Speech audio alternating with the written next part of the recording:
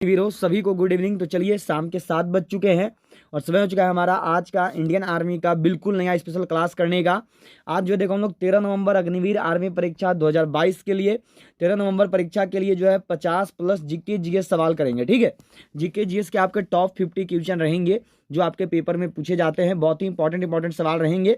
और जो भी क्लास है यह देखो आपका 16 अक्टूबर आर्मी परीक्षा पर आधारित आपके लिए जो है क्लास होने वाला है। 16 अक्टूबर आर्मी परीक्षा के पैटर्न पर जो है देखो आपके लिए यह जो है आज का क्लास रहेगा। ठीक है, पूरा का पूरा 13 नवंबर को अगर आप सबको आर्मी परीक्षा देना है तो 40 प्लस का बिल्कुल सही जवाब देने का कोशिश करिएगा। सभी लोग को जो है 40 प्लस सवालों का बिल्कुल सही जवाब देना है। तो क्लास शुरू करने से पहले, सेशन शुरू करने से पहले जल्दी से सभी लोग को शेयर बटन प्रेस करना है। जल्दी सभी लोग को शेयर कर देना है। आप जितने भी ग्रुप से जुड़े हुए हो, जितना भी आप आर्मी के ग्रुप में जुड़े हो, उन सभी ग्रुप में, चाहे वो टेलीग्राम ग्रुप हो, व्हाट्सएप ग्रुप हो, हर तरफ इस क्लास को पहुंचा दीजिए, हर तरफ इस क्लास को फैला दीजिए। सभी लोग जल्दी से उस लाइक बटन को प्रेस करेंगे। जल्दी सबके लाइक वाले बटन को दबाइए। सभी लोग लाइक बटन जरूर प्रेस कर देंगे। और जिन्होंने अभी तक भी चैनल को सब्सक्राइब नहीं किया है वो सभी सब्सक्राइब करके बेल आइकन को ऑल पर जरूर सेट कर लेंगे। ठीक है, तो चलो शुरू करते हैं। क्वेश्चन नंबर 1 के साथ शुरू करेंगे। क्वेश्चन नंबर 1 से जो है शुरू कर रहे हैं। तो क्वेश्चन नंबर 1 जो है यह देखिए आपको यहाँ पर दिया गया है। तो क्वेश्चन नंबर 1 देखिए आपको यहाँ पर दिया गया है। क्या मिला है क्वेश्चन नंबर 1 की उस्ताद बिस्मिल्लाह खां किस वाद्य यंत्र को बजाते थे? Which instrument did Ustad Bismillah Khan play? बांसुरी, तबला, शहनाई या फिर सरोद? सारे के सारे सवाल देखो आपका 16 अक्टूबर आर्मी परीक्षा वाला पैटर्न पर है। ठीक है, जैसा भी आपका 16 अक्टूबर को जीके जीएस आया है बिल्कुल उसी पैटर्न पर जो है देखो आपका ये होने वाला है। क्वेश्चन नंबर 1 है कि उस्ताद बिस्मिल्लाह खां किस वाद्य यंत्र को बजाते थे? तो उस्ताद बिस्मिल्लाह खां के द्वारा देखिए शहनाई का वादन किया जाता था। जो उस्ताद बिस्मिल्लाह खां है यह देखो शहनाई बजाते थे। ठीक है, सी वालों का जवाब बिल्कुल सही है, बहुत बढ़िया। जितना भी लोग का जवाब सी आया है बिल्कुल सही किए हैं, बहुत अच्छा। अगला सवाल मिला है कि विद्युत बल्ब के आविष्कारक है। Who is the inventor of electric bulb? J L. Baird, J B. रेज, थॉमस एल्वा एडिसन या फिर मार्कोनी? बहुत ही इंपॉर्टेंट सवाल है। ध्यान में रखिएगा कि 16 अक्टूबर को जो एग्जाम हुआ है इसमें आपका आविष्कार एवं आविष्कारक ये वाला टॉपिक से सवाल किया गया है। ठीक है, तो सभी लोग को ये वाला टॉपिक आविष्कार एवं आविष्कारक वाला टॉपिक पढ़ लेना है। ठीक है, ये जो आपको इसका क्लास जो है दोपहर 1 बजे देखो करवा दिया जाएगा। कल दोपहर 1 बजे हम लोग यही टॉपिक पढ़ेंगे। कल दोपहर 1 बजे आपको इसी का टेस्ट आएगा। विद्युत बल्ब का आविष्कार किसने किया था ये आपको बताना है। देखिए, कल से आपकी सारी क्लासेज अपने समय पर आएगी। कल सुबह 9 बजे जो है सभी लोग को जुड़ना है मैथ एंड रीजनिंग के लिए। फिर उसके बाद दोपहर 1 बजे जुड़ेंगे जिसमें कि हम लोग कल जीके जीएस का टॉपिक वाइज क्लास करेंगे और कल हम लोग ये आविष्कार एवं आविष्कारक वाला पढ़ेंगे। ठीक है, और फिर उसके बाद सभी लोग को जुड़ना है शाम 7 बजे जब आएगा हमारा ओरिजिनल पेपर का क्लास। तो कल से आपका ये तीनों क्लास अपने समय पर आने लगेगा। 4-5 दिन से ये सब क्लास नहीं आ पा रहा था, ये दोनों क्लास, कारण था कि दीपावली ये सब अभी आया है इस वजह से। पर कल से आपकी सारी जो है यहाँ पर क्लास जो है आपको मिलने लगेगी। ठीक है, विद्युत बल्ब के आविष्कारक कौन है? तो यह देखो थॉमस एल्वा एडिसन है। सी वालों का जवाब सही होगा। तो दिवाली खत्म हो चुकी है, समय आ चुका है पढ़ाई पे लगने का। सभी लोग पढ़ाई पे लग जाएंगे। और याद रखिएगा जेल बेयर्ड ने जो है देखो टीवी का आविष्कार किया था, टेलीविजन का आविष्कार किया था। ठीक है, चलिए अगला सवाल पे चलेंगे। अगला सवाल देखो यहाँ पर क्या दिया है। नेक्स्ट क्वेश्चन आपको मिला हुआ है कि रविन्द्रनाथ टैगोर को किस वर्ष नोबेल पुरस्कार प्रदान किया गया था? In which year Rabindranath Tagore was awarded the Nobel Prize? 1911 में, 1912 में, 1913 में, 1917 में? देखिए, पुरस्कार से जुड़ा हुआ सवाल इंडियन आर्मी का 16 अक्टूबर का पेपर में आया है। तो सभी लोग को ये वाला टॉपिक जरूर ध्यान में रखना है। पुरस्कार से जुड़ा हुआ टॉपिक सभी लोग को क्लियर रखना है क्योंकि इस बार भी आपका जो है पूछा जा सकता है। ठीक है, रविन्द्रनाथ टैगोर को किस वर्ष में नोबेल पुरस्कार मिला है? तो यह देखिए मिला था 1913 में। ठीक है, 1913 में मिला। अच्छा, याद रखेंगे किस लिए मिला? तो याद रखनी है साहित्य के क्षेत्र में मिला था। ठीक है, ये भारत एवं एशिया के प्रथम व्यक्ति थे। ठीक है, ध्यान में रखना सब कोई।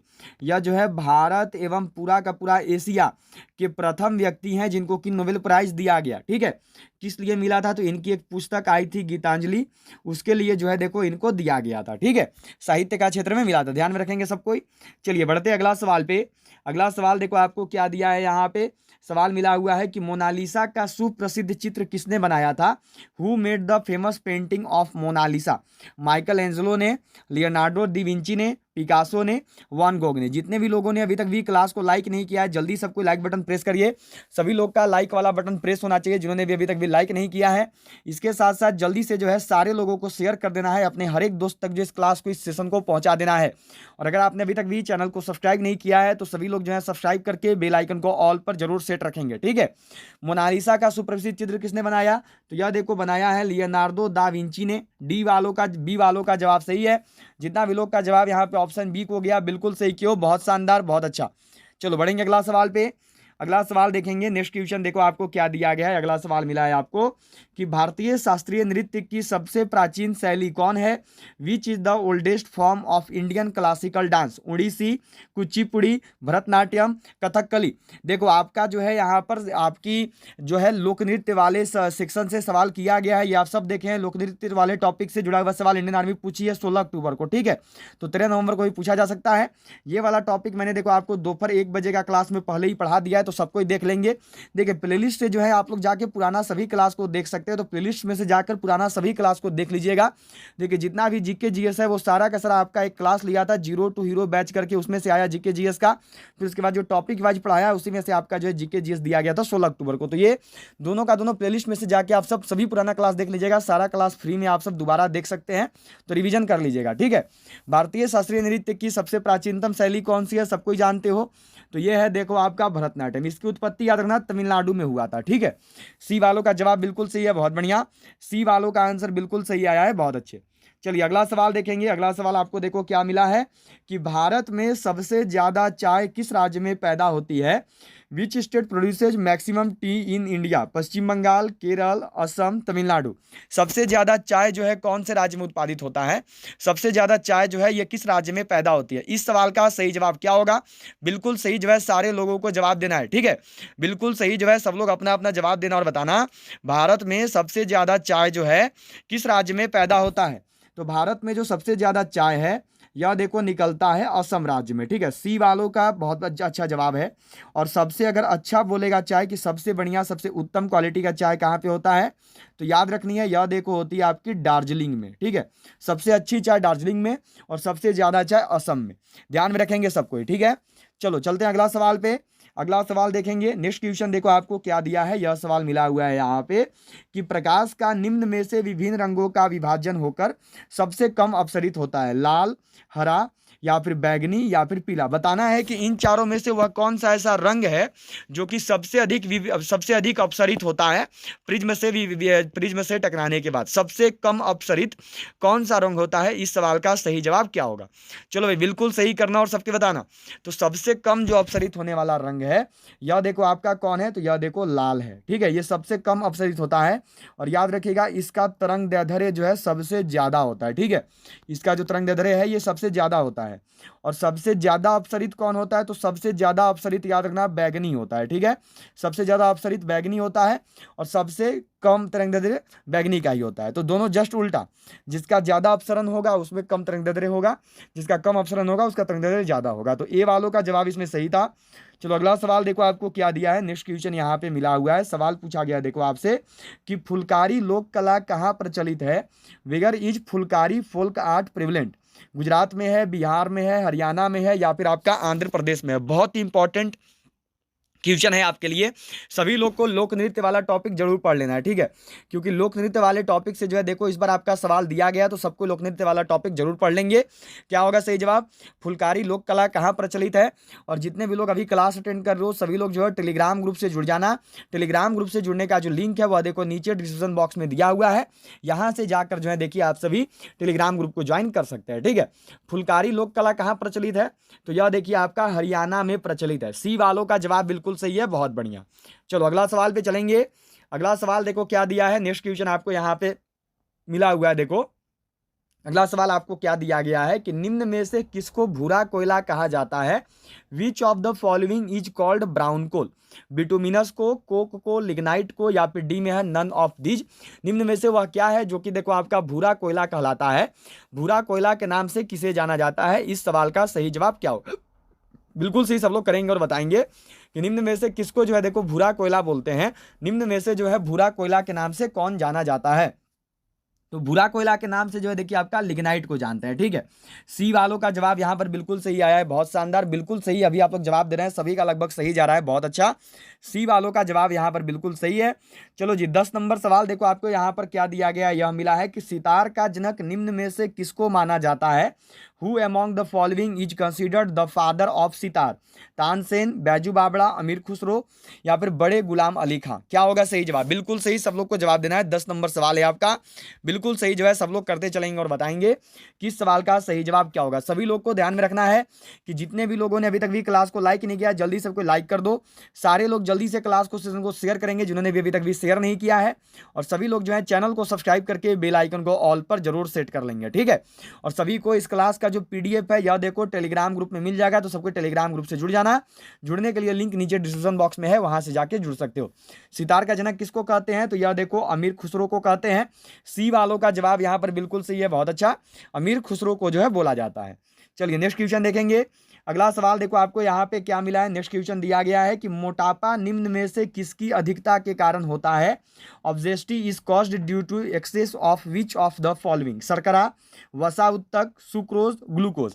निम्न में से वह क्या है जिसके ज्यादा हो जाने के कारण जो है देखो मोटापा हो जाता है? ध्यान में रखिएगा कि सभी लोग को जो है कल सुबह 9 बजे जरूर जुड़ना है मैथ एंड रीजनिंग के क्लास में। कल सुबह आपका 9 बजे मैथ एंड रीजनिंग का क्लास आएगा, तो कल सुबह 9 बजे ध्यान में रखेंगे सब कोई, कल सुबह 9 बजे सभी लोग मैथ एंड रीजनिंग का क्लास में जरूर जुड़िएगा। तो मोटापा जो है यह देखो होता है वसा उत्तक के कारण, यह देखो होता है एडिपोज टिश्यू की वजह से। जब वसा उत्तक ज्यादा बढ़ जाता है तब जो है देखो आपका मोटापा होता है। चलो अगला सवाल पे बढ़ेंगे। नेक्स्ट क्वेश्चन देखो आपको क्या दिया गया है कि निम्न में से कौन सा वायुमंडलीय प्रदूषण नहीं है? Which of the following is not an atmospheric pollution? Hydrocarbons, carbon monoxide, carbon dioxide या फिर सल्फर डाइऑक्साइड? क्या होगा सही जवाब? निम्न में से वह क्या है जो कि आपका देखो एक वायुमंडलीय प्रदूषण नहीं है, जो कि वायुमंडल के द्वारा उत्पन्न नहीं होता है? बहुत इंपॉर्टेंट सवाल है, पूछा जा सकता है 13 नवंबर को। बिल्कुल सही, सब लोग करिएगा और बताइएगा वह कौन सा है जो कि देखो वायुमंडलीय प्रदूषण नहीं होता है। तो निम्न में से जो वायुमंडलीय प्रदूषण नहीं है यह है देखो आपका कार्बन डाइऑक्साइड, ठीक है। जो कार्बन डाइऑक्साइड है इसका उत्पादन देखिए मनुष्यों के द्वारा होता है, यह जो है आपका वायुमंडल में नहीं पाया जाता है। चलिए अगले सवाल पे चलते हैं। अगला सवाल देखो आपको क्या मिला है। नेक्स्ट क्वेश्चन यहाँ पे दिया गया है आपका देखो कि बोध गया स्थित महाबोधि मंदिर का निर्माण किस शासक ने करवाया था? Which ruler built the famous Mahabodhi temple in बोध गया? अजातशत्रु ने, अशोक ने, देवपाल ने, धर्मपाल ने? निम्न में से किसके द्वारा जो है देखो आपका महाबोधि मंदिर का निर्माण करवाया गया? वह कौन है जिसने देखो महाबोधि मंदिर बनवाया? इस सवाल का सही जवाब क्या होगा? बिल्कुल सही, सब लोग को करते चलना है। क्या होगा सही जवाब? महाबोधि मंदिर का निर्माण किसके द्वारा करवाया गया? तो जो महाबोधि मंदिर है इसका निर्माण देखिए करवाया था अशोक ने, ठीक है। जो सही जवाब है यह होगा देखो आपका ऑप्शन बी, अशोक। अशोक के पिता कौन थे? तो अशोक के पिता का नाम याद रखिएगा, ये थे देखो बिंदुसार, ठीक है। अशोक का जो है उत्तराधिकारी कौन हुआ? तो अशोक का उत्तराधिकारी था देखो कुणाल, सबको ध्यान में रखना, ठीक है। इसके साथ साथ अशोक के द्वारा किया गया अंतिम युद्ध कौन सा है? तो अशोक के द्वारा किया गया जो अंतिम युद्ध है यह है देखो कलिंग का युद्ध, ठीक है। अशोक किस धर्म को मानता था?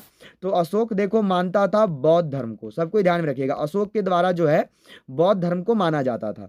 अशोक किस वंश से संबंधित रखता था? तो यह देखो संबंध रखता था मौर्य वंश से, ठीक है। अशोक का जो संबंध है यह देखो मौर्य वंश से था, सबको ध्यान में रखेंगे। मौर्य वंश की स्थापना किसने की है?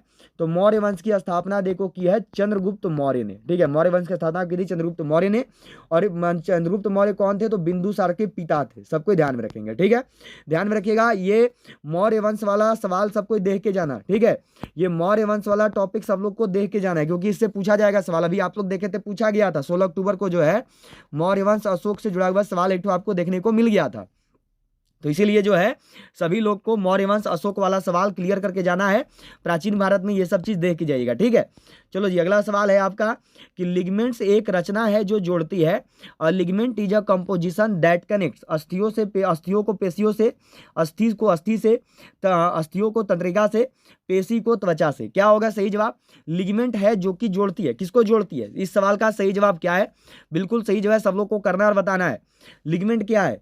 तो लिगमेंट जो है देखो आपका बोन टू बोन, मतलब कि अस्थि को अस्थि से जोड़ती है। जो सही जवाब है यह है देखो आपका ऑप्शन बी। जो लिगमेंट है यह देखो अस्थि से अस्थि को जोड़ता है, ठीक है। चलो भाई अगला सवाल देखेंगे। अगला सवाल देखो यहाँ पे आपका 15 नंबर सवाल है। 15 नंबर सवाल देखो आपको क्या दिया है। नेक्स्ट क्वेश्चन आपको यहाँ पे मिला हुआ है। 15 नंबर सवाल है कि बाढ़ को रोका जा सकता है, कैन फ्लूड बी प्रिवेंटेड?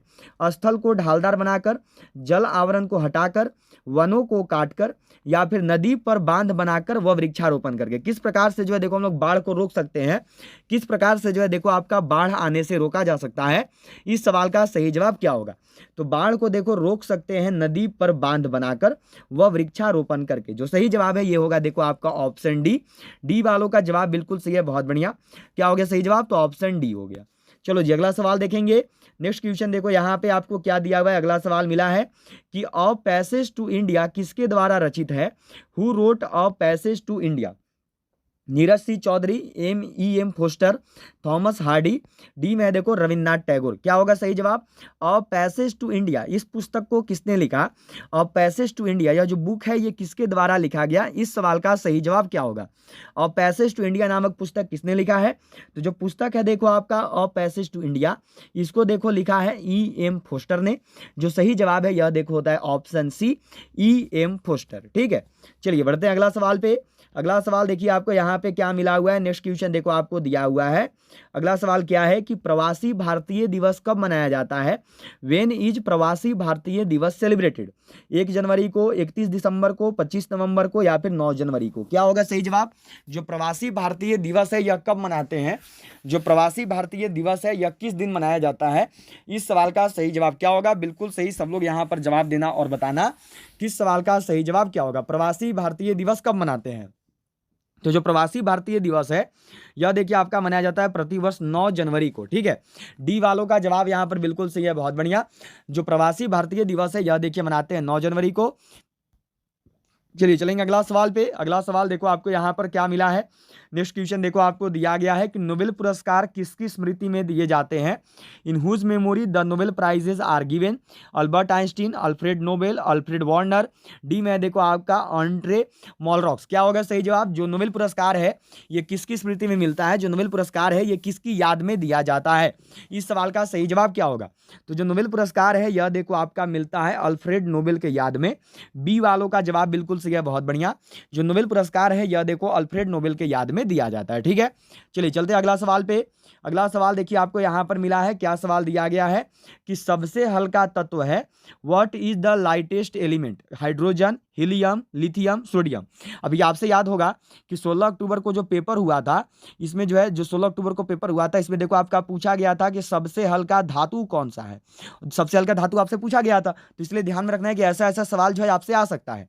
तो सबसे हल्का धातु बोलेगा तो लिथियम करेंगे। यहाँ पर पूछा है सबसे हल्का तत्व, तो सबसे हल्का तत्व देखो हाइड्रोजन है। ठीक है, सबसे हल्का तत्व या फिर सबसे हल्का गैस यह क्या है? तो यह देखो हाइड्रोजन होता है। ठीक है, चलिए चलते हैं अगला सवाल पे। अगला सवाल देखेंगे। नेक्स्ट क्वेश्चन देखिए आपको दिया हुआ है। क्या सवाल देखिए यहाँ पे मिला है। अगला सवाल देखो आपको दिया गया है कि नोवाक जोकोविच किस देश से है? व्हाट कंट्री इज नोवाक जोकोविच फ्रॉम? सर्बिया से, स्पेन से, स्विट्जरलैंड से या फिर इंग्लैंड से? ध्यान में रखिएगा कि अभी इंडियन आर्मी जो है खेलों से संबंधित खिलाड़ी कि कौन सा खिलाड़ी किस खेल से है। ठीक है, मैं टॉपिक लिख दे रहा हूँ, खेलों से संबंधित खिलाड़ी। ये टॉपिक में अभी देखो 16 अक्टूबर को 2 से 3 सवाल दिया गया है। ठीक है, तो आपसे भी पूछा जा सकता है कि खेलों से संबंधित खिलाड़ी और कौन सा खिलाड़ी किस देश से है। ये टॉपिक आपको दोपहर 1 बजे वाला जीके जीएस का क्लास में करवा दिया जाएगा। ठीक है, तो वो आपका कल से शुरू हो जा रहा है, कल से आपका ये सब पढ़ा दिया जाएगा। नोवाक जोकोविच किस देश से है? तो जो नोवाक जोकोविच है यह देखो सर्बिया से ताल्लुक रखते हैं, यह जो है देखो सर्बिया देश से संबंधित है। चलिए बढ़ेंगे अगला सवाल पे। अगला सवाल देखेंगे, यह देखो नेक्स्ट में आपको दिया गया है यहाँ पे। क्या सवाल देखो आपको मिला है। अगला सवाल देखो आपसे पूछा गया है कि मानव निर्मित प्रथम कृत्रिम रेशा था। The first man made artificial fibre was rayon, nylon, polyester या फिर टेरिकॉट? मानव द्वारा निर्मित प्रथम कृत्रिम रेशा कौन सा था? मानव के द्वारा निर्मित की गई प्रथम कृत्रिम रेशा कौन सी हुई? इस सवाल का सही जवाब क्या होगा? तो मानव द्वारा निर्मित जो प्रथम कृत्रिम रेशा है यह देखो आपका नायलॉन है। जो सही जवाब है यह देखो होगा आपका ऑप्शन बी, नायलॉन। ठीक है, चलिए चलते हैं अगला सवाल पे। अगला सवाल देखिए आपको क्या दिया है। नेक्स्ट क्वेश्चन आपको यहाँ पर मिला है। सवाल है देखो आपका कि सामान्य ट्यूबलाइट प्रतिदीप्त बल्ब में कौन सी गैस भरी होती रहती है? Which gas is filled in normal tubelight? Argon तथा सोडियम, नियॉन के साथ सोडियम वेपर या फिर आर्गन के साथ मरकरी वेपर या फिर नियॉन के साथ मरकरी वेपर? देखो यही सवाल आपसे पूछा गया था, सेम सवाल आपसे पूछा था, बस यहाँ पे तरीका कुछ और मैंने लिख दिया है। पूछा था कि ट्यूबलाइट में कौन सा गैस होता है, बस इसी को पूछा था और यहाँ पर मैंने आपको बस उसी चीज को अलग से लिख दिया है। चलो भाई बिल्कुल सही, सब लोग का जवाब यहाँ पे आना चाहिए। क्या होगा सही जवाब? चलिए बिल्कुल सही, सब लोग अपना अपना जवाब देंगे। इस सवाल का सही जवाब क्या है? सामान्य ट्यूबलाइट बोला है, ठीक है, ध्यान में रखिएगा। यहाँ पर आपसे जो है ट्यूबलाइट के बारे में पूछा गया है, बिल्कुल ऐसा ही सवाल था, तो ये आपके लिए आज का होमवर्क रहेगा, ठीक है। इस सवाल का जो जवाब है सभी लोग दोगे और बताओगे कमेंट बॉक्स में कि इस सवाल का सही जवाब क्या होगा। यह जो है आपके लिए आज का होमवर्क रहेगा, ठीक है। चलिए चलते हैं अगला सवाल पे। अगला सवाल देखेंगे, यह देखो क्या दिया है, नेक्स्ट क्वेश्चन यहाँ पे आपको मिला हुआ है। देखो यह सवाल है कि आधुनिक आवर्त सारणी में वर्गों की कुल संख्या है। What is the total number of classes in modern periodic table? 7, 9, 16, 18। जो आधुनिक आवर्त सारणी है इसमें वर्गों की कितनी संख्या होती है? जो आधुनिक आवर्त सारणी है इसमें कुल कितने वर्ग होते हैं? इस सवाल का सही जवाब क्या होगा? बिल्कुल सही, सब लोग अपना अपना जवाब देना और बताना। तो आधुनिक आवर्त सारणी में जो है देखो कुल 18 वर्ग पाए जाते हैं, ठीक है। आधुनिक आवर्त सारणी की खोज किसने की है? तो आधुनिक आवर्त सारणी की खोज देखो मोसले ने की है, ध्यान में रखेंगे। और यही अगर आपसे केवल यहाँ पर देखो आवर्त सारणी लिख के बोलेगा तो आवर्त सारणी की खोज जो है यह देखो किया गया है मेंडलीफ के द्वारा, सबको ध्यान में रखेंगे, ठीक है। आवर्त सारणी मेंडलीफ ने। चलो चलते हैं अगला सवाल पे, नेक्स्ट क्वेश्चन पे चलेंगे। अगला सवाल देखो यहाँ पर क्या है, अगला सवाल आपको देखो दिया गया है, यह क्वेश्चन है आपका यहाँ पर कि हिंदी दिवस के रूप में कब मनाया जाता है, ठीक है। बताना है कि हिंदी दिवस के रूप में मनाया जाता है। हिंदी दिवस इज सेलिब्रेटेड एज 5 सितंबर, 14 सितंबर, 27 सितंबर या फिर 3 दिसंबर। किस दिन जो है देखो आपका हिंदी दिवस मनाते हैं? जो हिंदी दिवस है यह किस दिन मनाया जाता है? इस सवाल का सही जवाब क्या होगा? बिल्कुल सही, सब लोग करने की कोशिश करेंगे और बताएंगे हिंदी दिवस कब मनाया जाता है। तो हिंदी दिवस जो है यह देखिए आपका मनाया जाता है 14 सितंबर को। जो सही जवाब होगा यह होगा देखो आपका ऑप्शन बी 14 सितंबर, ठीक है। चलिए चलते हैं अगला सवाल पे। अगला सवाल देखो आपको यहाँ पर क्या दिया गया है, नेक्स्ट क्वेश्चन मिला है, 25 नंबर सवाल है आपका। बिल्कुल सही सब लोग को करना है और यहाँ पर बताना है। 25 नंबर सवाल देखो क्या दिया गया है कि नीति आयोग का पूरा नाम है। What is the full form of NITI commission? National institution for transforming India, national investment for transforming India, national institution for transparent India, national institution for turning India. क्या होगा सही जवाब? बिल्कुल सही, सब लोग अपना अपना जवाब देना और यहाँ पर बताना कि इस सवाल का सही जवाब क्या होगा। बिल्कुल सही, सब लोग को जवाब देना है। नीति आयोग का पूरा नाम क्या है? तो नीति आयोग का पूरा नाम होता है देखो आपका national institution for transforming India, ध्यान में रखेंगे, ठीक है। इसके साथ साथ सब लोग को ध्यान में रखना है, ये हो गया। इसके साथ साथ सबको ध्यान में रखिएगा कि नीति आयोग की स्थापना कब हुई है? 2015 में हुई है, ठीक है। कि इसके वर्तमान अध्यक्ष कौन है? तो इसके वर्तमान अध्यक्ष याद रखिएगा हमारे देश के प्रधानमंत्री जी होते हैं, मतलब नरेंद्र मोदी हैं, ठीक है। इसके साथ साथ याद रखना है इसको किसके स्थान पर स्थापित किया गया था? तो योजना आयोग के स्थान पर, ठीक है। इसका पहले नाम योजना आयोग था, इसी से नाम बदल के इसका नीति आयोग किया गया। कब? तो 2015 में, 1 जनवरी 2015 को, ध्यान में रखेंगे सबको, ठीक है। और योजना आयोग कब स्थापित हुआ था? तो यह देखो स्थापित हुआ था 1950 में, सबको को क्लियर रखना है, ठीक है। और इसके प्रथम अध्यक्ष थे पंडित जवाहरलाल नेहरू जी, सबको ध्यान में रखिएगा। चलिए अगला सवाल पे चलेंगे। नेक्स्ट क्वेश्चन देखो आपको यहाँ पर क्या दिया है, यह मिला है कि आलू में मोजैक रोग का कारक तत्व है। What is the causative element of mosaic disease in potato? विषाणु, जीवाणु, फफूंदी, शैवाल। अभी देखो आपसे पूछा गया था पेपर में कि धान का खैरा रोग किससे होता है। यह सवाल मैंने आप सबको बहुत बार पढ़ाया है, धान का खैरा रोग जिंक की वजह से होता है। अब यहाँ पर क्या पूछा है? यहाँ पे पूछा है आपसे कि आलू में मोजैक रोग का कारक तत्व क्या है? आलू में मोजैक रोग किसकी कमी से होती है? तो आलू में जो मोजैक रोग है यह देखो होता है जीवाणु की वजह से, ठीक है, ध्यान में रखेंगे। बी वालों का जवाब बिल्कुल सही है, बहुत अच्छा। सॉरी विषाणु, मैंने मिस्टेक किया, यहाँ पे जीवाणु नहीं विषाणु होगा। आलू में जो मोजैक रोग है इसका कारण होता है देखो विषाणु। और ऐसे अगर तत्व बोले तो तत्व याद रखना ऑक्सीजन का कमी से जो है हो जाता है, ठीक है। चलो चलते हैं अगला सवाल पे। नेक्स्ट क्वेश्चन देखो यहाँ पर क्या दिया हुआ है, अगला सवाल मिला है देखो आपका। क्वेश्चन है कि डॉक्टर, चित्रकार, शिल्पकार आदि के द्वारा प्रयोग किए जाने वाले कैल्शियम सल्फेट का लोकप्रिय नाम है। Lime of soda, potassium permanganate, gypsum या फिर प्लास्टर ऑफ पेरिस। जो डॉक्टर, चित्रकार और शिल्पकार होते हैं ये लोग देखो कैल्शियम सल्फेट का प्रयोग करते हैं।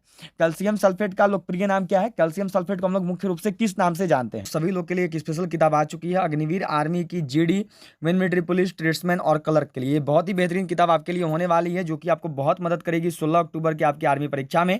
यह जो ई बुक है, इस ई बुक में देखो ये जीडी के लिए है, main military police girls GD के लिए, ट्रेडमैन के लिए और क्लर्क के, ये सब के लिए। इसमें आपका 10 मॉडल पेपर देखो इजी लेवल का है और बाकी जो 10 मॉडल पेपर है वो बिल्कुल टफ लेवल का है। अग्निवीर का बिल्कुल नया पैटर्न पर है। जो भी अग्निवीर का एग्जाम हुआ है आपका 16 अक्टूबर को, उसी पैटर्न पर जो इसका 20 मॉडल पेपर आपका तैयार किया गया है और 5 अग्निवीर का ओरिजिनल पेपर जो भी 16 अक्टूबर को एग्जाम हुआ है उसका ओरिजिनल पेपर इसमें दिया हुआ है।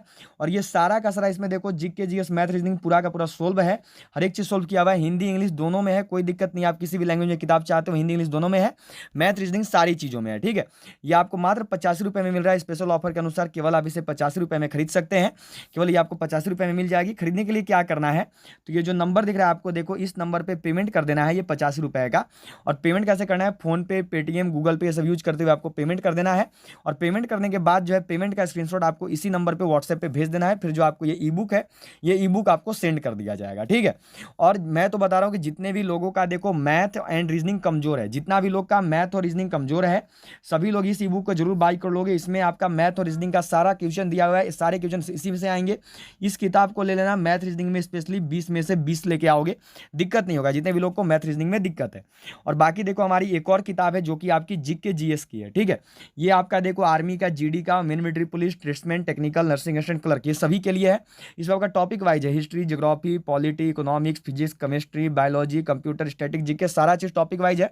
3200 प्लस क्वेश्चन दिया हुआ है। और ये जो किताब है ये देखो आपका हिंदी इंग्लिश दोनों में आता है, ये भी इसको पढ़ लो बस 2022 में, और कुछ नहीं पढ़ना पड़ेगा, सारा जीके जिस इसी में से आ रहा है।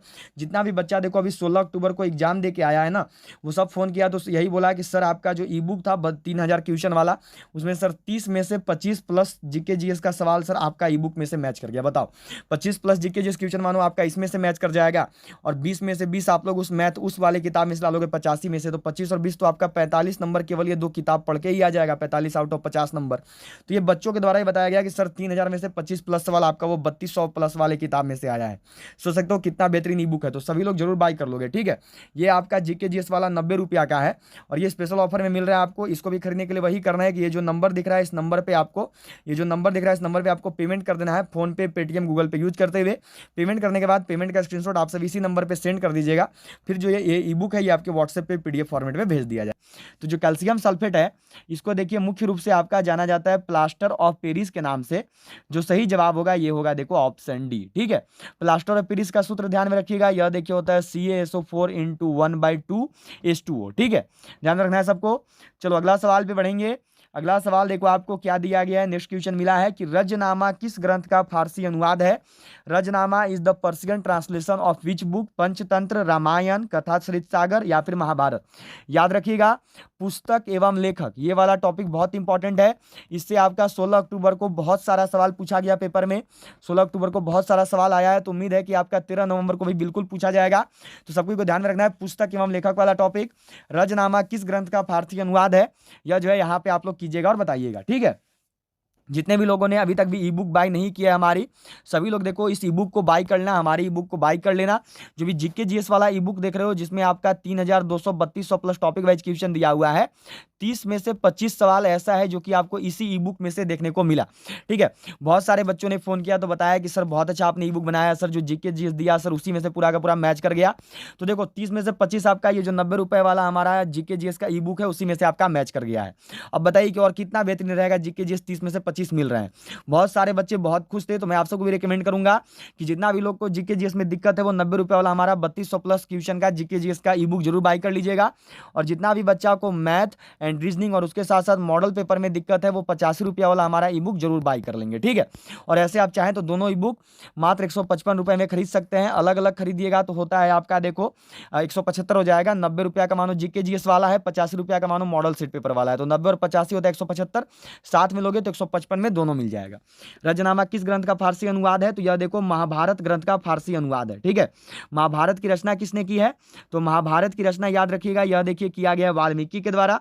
रामायण का रचना किसने किया है, तो ये अच्छा सॉरी रामायण में वाल्मीकि होंगे। ठीक है, ध्यान में रखिएगा रामायण में जो आपके देखो वाल्मीकि होंगे। ठीक है, और महाभारत बोलेगा तो महाभारत में याद रखना है यह देखो वेद व्यास होंगे। ठीक है, वेद व्यास के द्वारा भगवत गीता का भी निर्माण हुआ है, सब कुछ को याद रखना है। और महाभारत का ही फारसी अनुवाद अनुवाद रजनामा है। रामायण की रचना किसने की है? तो रामायण की रचना सबको ध्यान में रखेंगे, यह देखो किया गया है वाल्मीकि के द्वारा। और पंचतंत्र की रचना देखो किया है विष्णु शर्मा ने, ठीक है, विष्णु शर्मा के द्वारा पंचतंत्र का रचना हुआ है। ये सब चीज ध्यान में रखना है, ठीक है।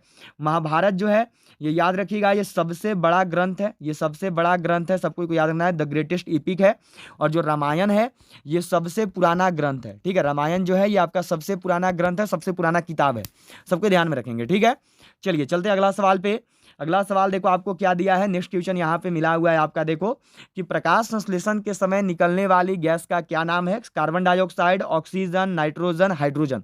सबको को ध्यान में रखना है। देखिए कि प्रकाश संश्लेषण से जितना भी सवाल देखने को मिले पढ़ के चल जाना, एकदम रट के चल जाना, ठीक है, क्योंकि 4 सवाल अभी आपका 16 अक्टूबर को अलग अलग यारों में दिया गया है, ये प्रकाश संश्लेषण से जुड़ा हुआ है, ठीक है। 16 अक्टूबर को सोचो 4 सवाल आया है, तो इस बार भी जरूर आएगा, तो पूरा का पूरा रट के जाना, पढ़ के जाना, ठीक है। प्रकाश संश्लेषण के समय निकलने वाली गैस का क्या नाम है?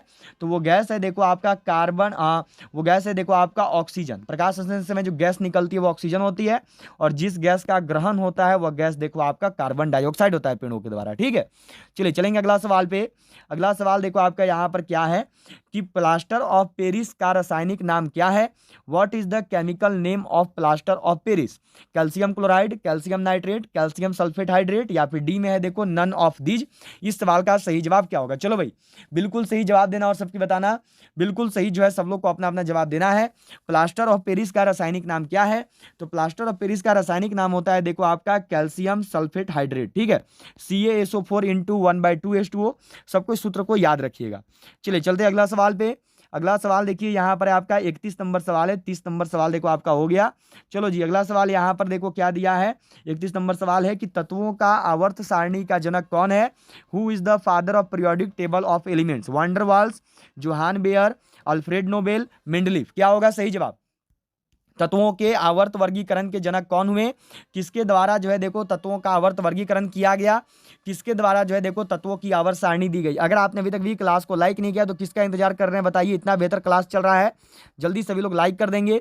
जिन्होंने भी अभी तक भी क्लास को सेशन को शेयर नहीं किया है सभी लोग जल्दी से शेयर कर लेंगे, और सभी लोग जो है चैनल को सब्सक्राइब करके बेल आइकन को ऑल पर जरूर सेट कर लेना। तत्वों के आवर्त सारणी के जनक कौन है? तो ये है देखो मेंडलीफ। मेंडलीफ के द्वारा जो है देखो तत्वों की आवर्त सारणी दी गई। चलिए चलते हैं अगला सवाल पे। नेक्स्ट क्वेश्चन देखो यहाँ पर आपको क्या मिला है, अगला सवाल देखो आपको दिया गया है। नेक्स्ट क्वेश्चन देखो आपको मिला हुआ है, सवाल है आपका यहाँ पे कि पपीते के पीले रंग का कारण है? What is the reason of yellow colour of papaya? Papain, lycopene, caricaxanthin, या फिर कैरोटीन। क्या होगा सही जवाब? पपीता का पीला रंग किसके वजह से होता है? जो पपीता का पीला रंग है ये किस कारण से होता है? इस सवाल का सही जवाब क्या होगा? बिल्कुल सही सब लोग करना और बताना। पपीता का जो पीला रंग है ये किस वजह से होता है? पपीता का जो पीला रंग है ये किस कारण से हो जाता है? तो पपीता का जो पीला रंग है यह देखिए आपका होता है कैरीकेजेंथिन की वजह से। जो सही जवाब है यह देखो आपका ऑप्शन सी होगा। पपीता का जो पीला रंग है यह देखो कैरीकेजेंथिन के कारण होता है, ठीक है। चलिए अगला सवाल देखेंगे। नेक्स्ट क्वेश्चन देखो यहाँ पे आपको क्या दिया हुआ है, अगला सवाल देखो मिला है आपका कि सौर सेलों में प्रयुक्त होता है used in solar cell, silicon या टाइटेनियम या सीजियम या जस्ता। जो सौर सेल है सौर सेलों में किसका प्रयोग होता है? जो सौर सेल है इनमें किसका प्रयोग किया जाता है? इस सवाल का सही जवाब क्या होगा? जो सौर सेल है इनमें देखो किसका यूज होता है, सौर सेल में जो है किसका प्रयोग किया जाता है? तो जो सौर सेल है इनमें देखिए आपका सीजियम का प्रयोग होता है। जो सौर सेल है इनमें देखो सीजियम का जो है प्रयोग करते हैं, ठीक है। चलिए नेक्स्ट क्वेश्चन देखेंगे। अगला सवाल देखो यहाँ पर आपको मिला है, नेक्स्ट क्वेश्चन आपको देखो दिया हुआ है, क्या सवाल मिला है आपको देखो। तो ये सवाल है आपका यहाँ पे कि टिक्का रोग किसमें होता है? Tikka disease occurs in what? चावल में, ज्वार में, गन्ना में, मूंगफली में। जो टिक्का रोग है ये किसमें होता है? जो टिक्का डिजीज है ये किसमें होता है? इस सवाल का सही जवाब क्या होगा? बिल्कुल सही सब लोग जवाब देना और बताना। जो टिक्का रोग है ये किसमें होता है? तो जो टिक्का रोग है यह देखिए आपका ग्राउंड नट में, यह देखिए आपका मूंगफली में होता है, ठीक है। डी वालों का जवाब बिल्कुल सही है, बहुत अच्छा। चलो जी नेक्स्ट क्वेश्चन देखेंगे। अगला सवाल यहाँ पर देखो आपको दिया गया है, क्या सवाल मिला है देखो आपका, यह क्वेश्चन यहाँ पे आपको देखो दिया गया है। सवाल है कि उरी पनबिजली परियोजना अवस्थित है, वेयर इज इंटायर हॉली इन उरी, ठीक है। उरी बताना है, जो उरी यहाँ पर Uri hydraulic power project located Jammu Kashmir में, हिमाचल प्रदेश में, उत्तर प्रदेश में, या फिर हरियाणा में। जो उरी पनबिजली परियोजना है यह कहाँ पर स्थित है? जो उरी पनबिजली परियोजना है ये कहाँ पे? इस इस सवाल का सही जवाब क्या होगा? तो जो उरी पनबिजली परियोजना है यह देखो आपका जम्मू कश्मीर में है, यह देखो आपका जम्मू एंड कश्मीर में स्थित है। ठीक है, चलिए चलेंगे अगला सवाल पे।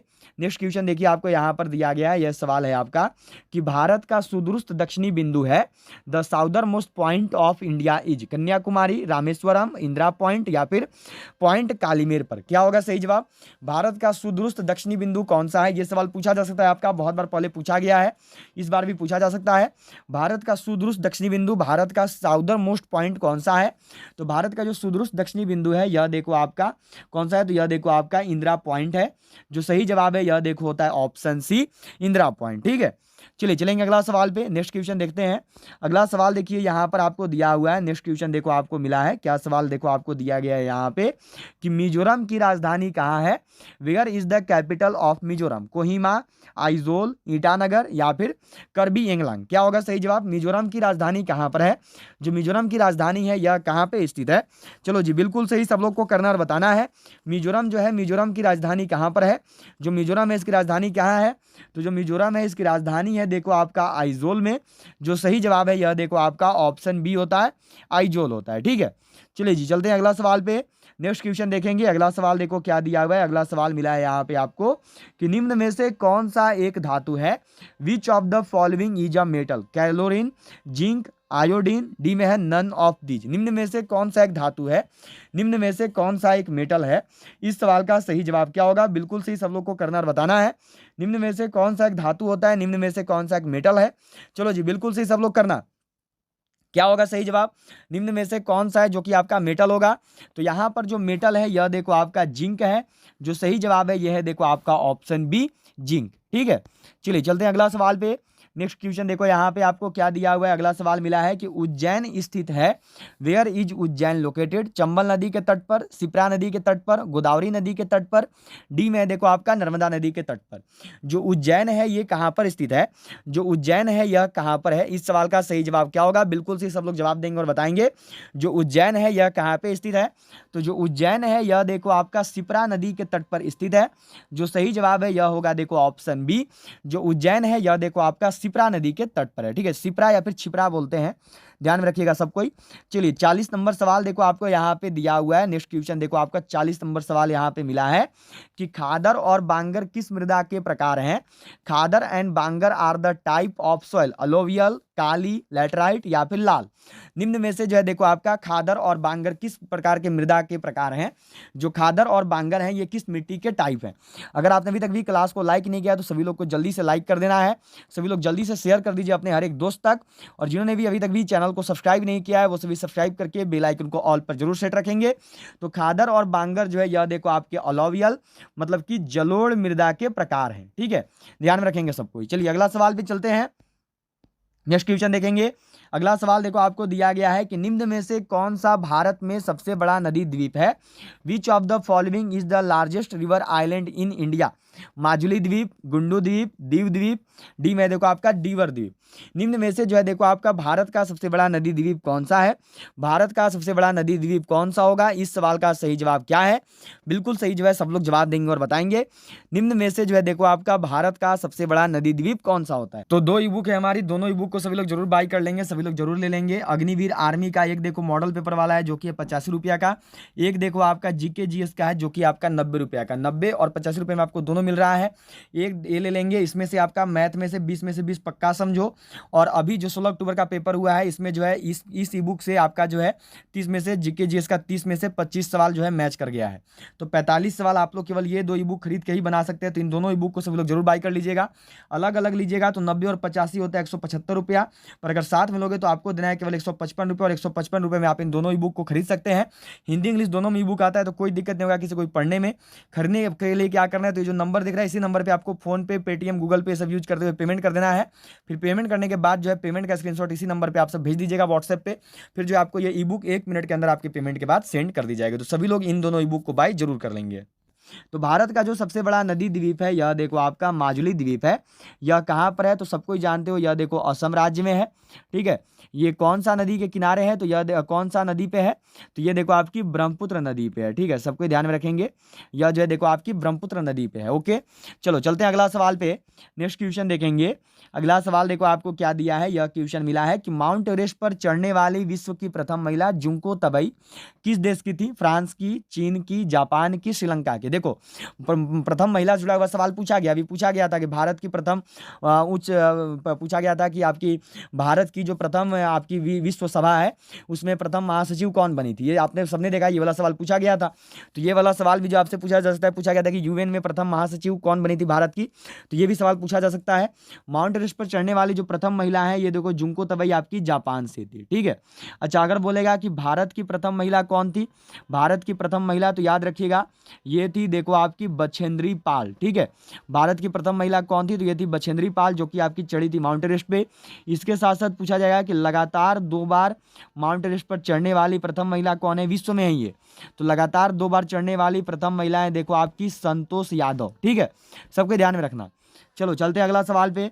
नेक्स्ट क्वेश्चन देखो यहाँ पे दिया गया है, क्या सवाल है आपका कि जिंक सल्फेट, ठीक है, सब कुछ को करना और बताना है। यहाँ पे देखो दिया गया है कि जिंक सल्फेट का आमतौर पर प्रयोग किया जाता है कवकनाशी के रूप में, शाकनाशी के रूप में, कृंतकनाशी के रूप में, या फिर गंधराहक के रूप में। क्या होगा सही जवाब? जिंक सल्फेट का आमतौर पर प्रयोग किस रूप में करते हैं? जो जिंक सल्फेट है इनका प्रयोग आमतौर पर किस रूप में किया जाता है? इस सवाल का सही जवाब क्या होगा? तो जिंक सल्फेट का देखो प्रयोग करते हैं कवकनाशी के रूप में। जो सही जवाब है यह होगा देखो ऑप्शन ए कवकनाशी। ठीक है, चलिए चलते हैं अगला सवाल पे। नेक्स्ट क्वेश्चन देखिए आपको यहाँ पे दिया गया है, क्या सवाल मिला है देखो आपका। तो अगला सवाल जो है यहाँ पे देखो आपको दिया गया है कि भारत के किस राज्य में मानसून का आगमन सबसे पहले होता है? असम में, पश्चिम बंगाल में, महाराष्ट्र में, या फिर केरला में? क्या होगा सही जवाब? भारत का वह कौन सा राज्य है जहां पर देखो सबसे पहले मानसून आता है? भारत का वह कौन सा राज्य है जिस राज्य में देखिए सबसे पहले मानसून आता है? तो भारत का वह राज्य जहां पर सबसे पहले मानसून आता है यह राज्य है देखो आपका केरल। जो सही जवाब है यह होगा देखो ऑप्शन डी। ठीक है, चलिए चलेंगे अगला सवाल पे। नेक्स्ट क्वेश्चन देखो यहाँ पर आपका 45 नंबर सवाल देखो मिला है आपको कि उपजाऊ जलोढ़ मिट्टी का उत्पादन करने के लिए सबसे उपयुक्त है। The fertile alluvial soil is best suited to produce चावल, चाय, कपास या फिर मक्का। उपजाऊ जलोढ़ मिट्टी का उत्पादन करने के लिए सबसे उपयुक्त क्या है? उपजाऊ जलोढ़ मिट्टी का उत्पादन किसके द्वारा किया जाता है? इस सवाल का सही जवाब क्या होगा? तो जो उपजाऊ जलोढ़ मिट्टी है इसका उत्पादन इसमें जो है देखो आपका चावल का सबसे अधिक उत्पादन होता है। ठीक है, ये वालों का जवाब बिल्कुल सही है। जो उपजाऊ जलोढ़ मिट्टी है इसमें देखो चावल का सबसे अधिक उत्पादन किया जाता है। चलिए अगला सवाल पे चलते हैं। नेक्स्ट क्वेश्चन है यहाँ पर देखो आपका 46 नंबर सवाल है, यह देखो आपको मिला हुआ है। क्या सवाल देखो यहाँ पे दिया है कि निम्न में से किसे नियति का शहर कहा जाता है? Which of the following is called the city of destiny? Pune, Kolkata, Visakhapatnam या फिर चंडीगढ़? वह कौन सा शहर है जिसको देखो नियति का शहर बोलते हैं? नियति का शहर के नाम से जो है देखो किस शहर को जाना जाता है? नियति का शहर कौन सा शहर कहलाता है? तो नियति का शहर जो है यह देखिए विशाखापट्टनम को कहते हैं। ठीक है, सी वालों का जवाब बिल्कुल सही है, बहुत बढ़िया। नियति का शहर जो है देखो विशाखापट्टनम को बोला जाता है। चलो चलते हैं अगला सवाल पे। नेक्स्ट क्वेश्चन देखो यहाँ पर क्या दिया हुआ है। अगला सवाल देखो आपको मिला है कि झारखंड का झरिया क्षेत्र मुख्यतः क्या पाया जाता है? What is the mainly found in Jharia region of Jharkhand? Thorium, रेशम, सोना या फिर कोयला? जो झारखंड का झरिया क्षेत्र है इसमें मुख्य रूप से क्या पाया जाता है? जो झारखंड का झरिया क्षेत्र है यहाँ पर मुख्यतः क्या स्थित है? इस सवाल का सही जवाब क्या होगा? झारखंड के झरिया क्षेत्र में मुख्य रूप से क्या पाया जाता है? तो झारखंड का जो झरिया क्षेत्र है यह देखो कोयला के लिए प्रसिद्ध है। ठीक है, अभी झारखंड का राजधानी देखो पूछा गया था तो रांची किए थे, सबको याद रखिएगा। ठीक है, और यही अगर यहाँ पर आपसे पूछ दिया जाएगा कि कोयला नगरी किसको बोलते हैं, कि कोयला नगरी के नाम से किसको जाना जाता है, तो कोयला नगरी के नाम से सबको को याद रखना है देखो धनबाद आता है। ठीक है, कोयला नगरी का नाम धनबाद को बोलते हैं और स्टील सिटी याद रखिएगा जमशेदपुर को बोलते हैं। ठीक है, चलो चलते हैं अगला सवाल पे। नेक्स्ट क्वेश्चन देखो यहाँ पर क्या मिला है। अगला सवाल है आपका कि एक व्यक्ति अपने चश्मे के बिना अखबार नहीं पढ़ सकता है तो उसको किस दोष से ग्रसित होने की अधिक संभावना है? निकट दृष्टि, जरा दृष्टि, अबिंदुकता, दूर दृष्टि? क्या होगा सही जवाब? जल्दी सबको जवाब देना और बताना। पूछा है कि एक व्यक्ति है देखो जो कि अपने चश्मे के बिना अखबार नहीं पढ़ पा रहा है तो वह कौन सा रोग से ग्रसित है? उसको जो है कौन सा रोग है? इस सवाल का सही जवाब क्या होगा? बिल्कुल सही, सब लोग अपना अपना जवाब देंगे और बताएंगे कि उसको कौन सा रोग हुआ। इस सवाल का सही जवाब क्या होगा? अभी देखो अभी आपका पूछा गया है निकट दृष्टि दोष वाला, मायोपिया वाला सवाल अभी 16 अक्टूबर को पूछा गया था, ये आप सब लोग देखे हैं। तो ये सवाल भी आपसे पूछा जा सकता है। पूरा का पूरा क्लास जो है देखो आपका वो 16 अक्टूबर को जो पेपर हुआ इस पर आधारित ही, ऐसे ही मैंने नहीं लिखा था कि 16 अक्टूबर पर आधारित टेस्ट क्लास, इसलिए मैंने लिख दिया था कि 16 अक्टूबर में जैसा पेपर हुआ है बिल्कुल उसी पे आधारित जो है आपका टेस्ट क्लास होने जा रहा है, ठीक है। जीके जिसकी क्वेश्चन हम लोग करेंगे। तो देखिए एक व्यक्ति जो है वो बिना चश्मा के अखबार नहीं पढ़ पा रहा है, मतलब उसको निकट का वस्तु अच्छा से नहीं दिख रहा है। तो जब निकट का वस्तु अच्छा से नहीं दिखता है तो उसको दूरदृष्टि दोष बोलते हैं, ठीक है, जस्ट उल्टा होता है। सही जवाब होगा देखो ऑप्शन डी, दूरदृष्टि दोष, ठीक है। चलिए जी अगला सवाल पे चलते हैं। अगला सवाल यहाँ पर देखिए आपको मिला है, नेक्स्ट क्वेश्चन देखिए आपको दिया गया है कि भारत का सबसे बड़ा गिरजाघर सेंट कैथेड्रल किस राज्य में अवस्थित है? गोवा में है, केरल में है, तमिलनाडु में है या फिर आंध्र प्रदेश में है? जो भारत का सबसे बड़ा गिरजाघर है सेंट कैथेड्रल, ये कौन से भारतीय राज्य में स्थित है? याद रखनी है कि अब आप सबको जुड़ना है सीधे इस क्लास के बाद सुबह 9 बजे। सुबह 9 बजे जो है हमारी देखो मैथ एंड रीजनिंग की क्लास आएगी, तो सभी लोग सुबह 9 बजे मैथ एंड रीजनिंग का क्लास में जरूर जुड़ेंगे, ठीक है। कल सुबह 9 बजे सबको जरूर जुड़ना है और सभी लोग जल्दी से लाइक करिए, जितने भी लोगों ने अभी तक भी लाइक नहीं किया है जल्दी से भी शेयर कर देंगे अपने हर एक दोस्त तक, और सभी लोग जो है चैनल को सब्सक्राइब करके बेल आइकन को ऑल पर जरूर सेट कर देना। तो यह देखो आपका गोवा में स्थित है, ठीक है। ये वालों का जवाब बिल्कुल सही है, बहुत अच्छा। चलो चलते हैं अगला सवाल पे। नेक्स्ट क्वेश्चन देखो यहाँ पर आपका 50 नंबर सवाल है। यह देखो दिया गया है कि रसायन का राजा किसे कहा जाता है? Who is called the king of chemicals? H2SO4, HNO3, HCl। D में है देखो आपका CO2। क्या होगा सही जवाब? रसायन का राजा किसको बोलते हैं? रसायन का राजा के नाम से किसे जाना जाता है? इस सवाल का सही जवाब क्या होगा? बिल्कुल सही, सब लोग अपना अपना जवाब देना। रसायन का राजा किसको कहते हैं? तो रसायन का राजा देखो कहते हैं H2SO4 को, ठीक है। HCl को क्या कहते हैं? तो HCl को याद रखिएगा, इसको देखिए हाइड्रोक्लोरिक अम्ल बोला जाता है, इससे सवाल पूछा हुआ है, ठीक है। सभी को ध्यान में रखना है, हाइड्रोक्लोरिक अम्ल जो है इसी को बोलते हैं। ये पूछा था अभी 16 अक्टूबर को कि हाइड्रोक्लोरिक अम्ल का सूत्र क्या है, तो यह देखो HCl होता है। CO2 मतलब आप सब जानते हैं, यह देखिए होता है कार्बन डाइऑक्साइड, या फिर इसी को शुष्क बर्फ भी बोलते हैं, ठीक है। चलो एक सवाल आपके लिए, आज का अंतिम सवाल। यहाँ पर आपका एक सवाल एक्स्ट्रा रहेगा क्योंकि एक मैंने आज आपको होमवर्क दिया इस वजह से। चलिए अगला सवाल है कि यूरिया किसके द्वारा रुधिर से पृथक किया जाता है? Urea is separated from body by आंत, अमाशय, प्लीहा या फिर किडनी। किसके द्वारा जो है देखो यूरिया को अलग करते हैं? किसके द्वारा जो है देखो यूरिया को शरीर से अलग किया जाता है? इस सवाल का सही जवाब क्या होगा? बिल्कुल सही, सब लोग जवाब देना। जी देखो टोटल आज आपका 51 सवाल हुए हैं, तो जरूर बताइएगा 51 में से आप सबने कितने सवालों को सही किया।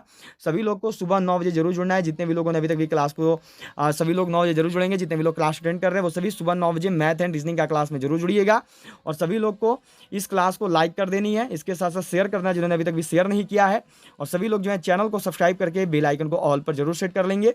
और याद रखना है कि सभी को जो है देखो इस क्लास का जो PDF है ये टेलीग्राम ग्रुप में मिल जाएगा। टेलीग्राम ग्रुप से सबको जुड़ जाइएगा। टेलीग्राम ग्रुप से जुड़ने का लिंक देखो नीचे डिस्क्रिप्शन बॉक्स में है, ठीक है। यूरिया किसके द्वारा पृथक होता है? तो यह देखो किडनी के द्वारा होता है। डी वालों का जवाब बिल्कुल सही है, बहुत अच्छा, बहुत शानदार, बहुत बढ़िया। तो चलिए अब इस क्लास को, इस सेशन को यहीं पे एंड करते हैं। मिलेंगे आपसे सीधा जो है कल सुबह 9 बजे। तब तक के लिए सबको गुड नाइट। तो जिन्होंने भी अभी तक भी इस ईबुक को, इन दोनों ईबुक को बाय नहीं किया है वो लोग ये दोनों ईबुक जरूर ले लोगे। याद रखना है एक ईबुक है 85 रुपये का, इसमें आपका 10 मॉडल पेपर ईजी है, 10 मॉडल पर टफ है, 5 अग्निवीर का ओरिजिनल पेपर है, और एक ईबुक में आपका 3200 प्लस जीके जिस क्वेश्चन दिया हुआ है ये देखो 90 रुपये का है। तो जिन्होंने भी अभी तक भी नहीं खरीदा है वो सभी जरूर खरीद लेंगे। अलग अलग लीजिएगा तो होता है 175 रुपया, पर आपको यहाँ पे स्पेशल डिस्काउंट मिल रहा है। साथ में लोगे तो मिलेगा केवल 155 रुपये में आप इन दोनों ईबुक को खरीद सकते हैं। तो सभी लोग जरूर ले लीजिएगा, बेस्ट ईबुक मिल रहा है आपको मात्र 155 रुपये में। खरीदने के लिए क्या करना है, तो ये जो नंबर दिख रहा है इस नंबर पे आपको पेमेंट करना है, पेटीएम, फोन पे, गूगल पे से।